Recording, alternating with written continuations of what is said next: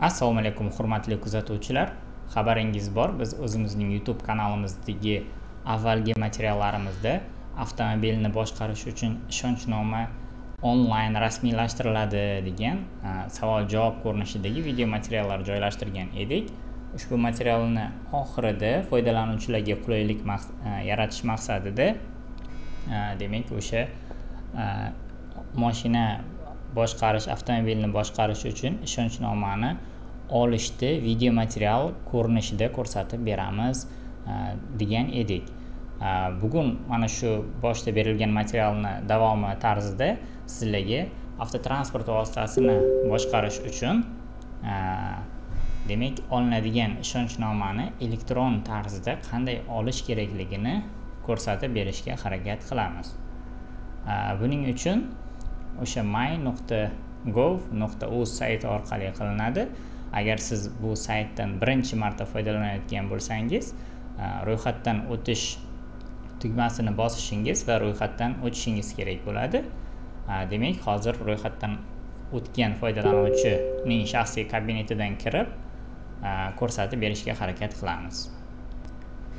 Demak, my.gov.uz saytidan ro'yxatdan o'tilgandan keyin kirish tugmasini bosamiz.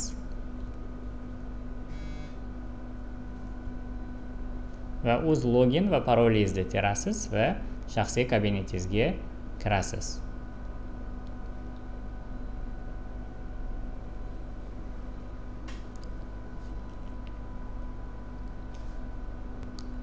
Shaxsiy kabinetga kirgandan keyin mana shu qidirish degan joyiga ishonchnoma deb yozamiz. Mana shu joyda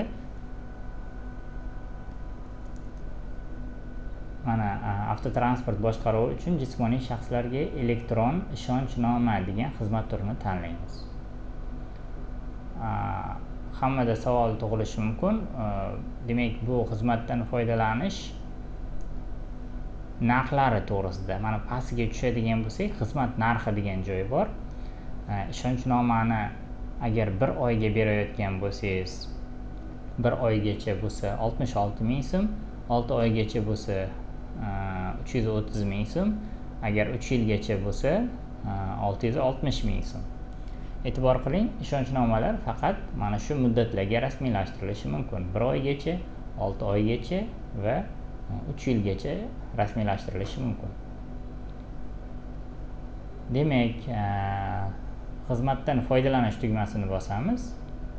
Xizmatdan foydalanish tugmasini bosganimizdan keyin keyingisini bosamiz.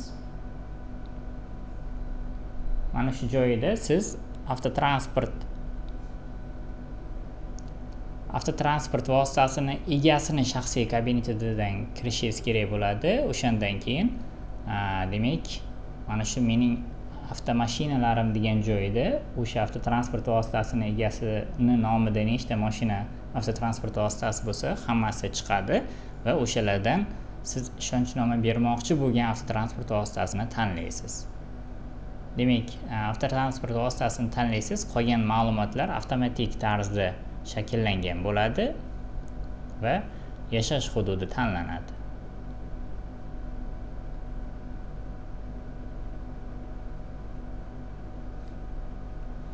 Yashash hududi tanlangandan keyin mana bu joyga 1 oygacha, 6 oygacha, 3 yilgacha bo'lgan muddatga belgilashimiz mumkin.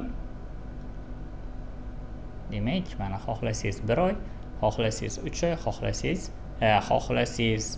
6 oy, xohlasangiz 3 yilgacha muddatni tanlash mumkin. Mana bu joydan esa boshlash sanasi tanlanadi.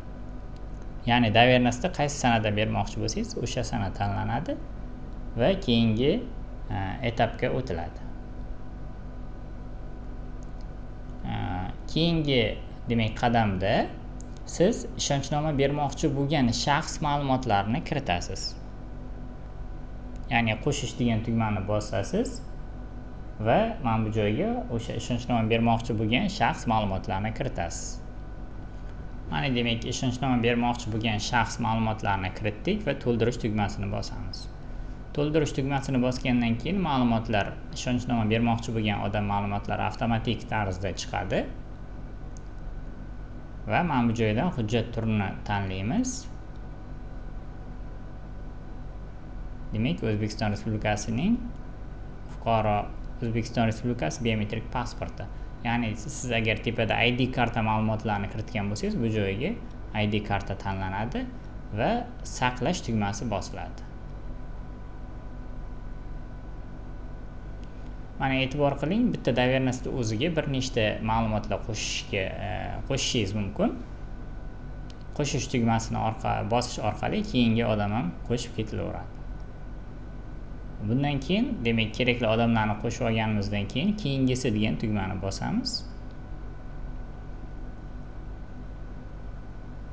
Agar mana bu joyga belgi qo'ysangiz, demak, sizning arizangizni har bir etaplarida SMS kelib turadi. Ma'lumotlar to'g'riligini yana bir tekshiriladi va yuborish tugmasi bosiladi. E'tibor qiling, yuborish tugmasi bosilgandan keyin sizda invoice so'raydi. Ya'ni siz avval qanaqadir ishonchnoma berishda bu ikkinchi arizangiz bo'lsa, qanaqadir xatolik bilan qaytgan bo'lsa, o'sha invoice orqali mavjud invoice'ni ishlatish tugmasi orqali bosishingiz mumkin. Lekin bizning holatimizda yangi invoice olishni bosamiz va mana bu joydagi tekshiruv kodini terib yuborish tugmasini bosamiz. Mana e'tibor qiling, yuborish tugmasini bosganimizdan keyin to'lov jarayonida deb turibdi. Demak, ma'lumotlar to'lov jarayonida va mana shu joydan to'lov ma'lumotlarini ochadigan bo'lsangiz, sizda chiqarib beradi. Mana hozir 3 yil uchun 660 ming so'mlik to'lov uchun shot chiqarib berdi. Bu shotni to'laganingizdan keyin mana bu to'lov jarayonida degan joyi, mana hozir mana bu joyda e'tibor qiling, arizaga to'lov qilinishi kerak deb yozib turibdi. Siz arizaga invoice orqali to'lovni amalga oshirilgandan keyin bu arizangiz avtomatik tarzda jo'natiladi va mana bu joyga mening arizalarim degan joyga o'tsangiz, mana bu joyda to'lov jarayonida emas, demak, o'sha yangi ariza yoki tayyorlandi degan holat turadi, holat o'zgaradi. Mana e'tibor qiling, to'lov amalga oshirilib bo'lgandan keyin tayyorlandi degan joyi holat turganda, demak, bilingki, sizning ishonchnomangiz tayyor bo'ladi. Endi ichiga kirib, buni skachat qilib olish kerak bo'ladi. Mana arizani ichiga kirganimizdan keyin, demak, mana bu joyida avtotransport boshqaruvi uchun jismoniy shaxslarga elektron ishonchnoma berish degan joydan yuklab olish tugmasini bosamiz. Mana demak, e'tibor qiling, avtotransport vositasiga berilgan ishonchnomani ko'chirib oldik. Mana shunaqa ko'rinishda bo'ladi. Berilgan kuni va qachongacha amal qilishi, bu yerga shaxsga doir ma'lumotlarni ustiga chizib qo'ydik. Avtotransport vositasini davlat raqami, nomerlari va hokazo. Mana bu joyda nechta odamga doверенность berilgan bo'lsa, ishonchnoma berilgan bo'lsa, ularni ism familiyalari turgan bo'ladi. Mana sizlarga ishonchnoma olish tartibini ko'rsatib o'tdik. O'ylaymizki, berilgan ma'lumotlar siz uchun foydali bo'ldi. Demak, ishonchnoma rasmiylashtirish uchun notarial idoralarga borib, navbatlar kutib, ovoragarchilik bo'lmasdan o'sha mygov.uz sayti orqali rasmiylashtirishingiz ham mumkin. Video material sizga ma'qul kelgan bo'lsa, uni bo'lishing, bizning YouTube kanalimizga a'zo bo'ling va taklif, fikr, mulohazalar bo'lsa, kommentariyalarda yozdirib qolishingiz mumkin. Rahmat, sog' bo'ling.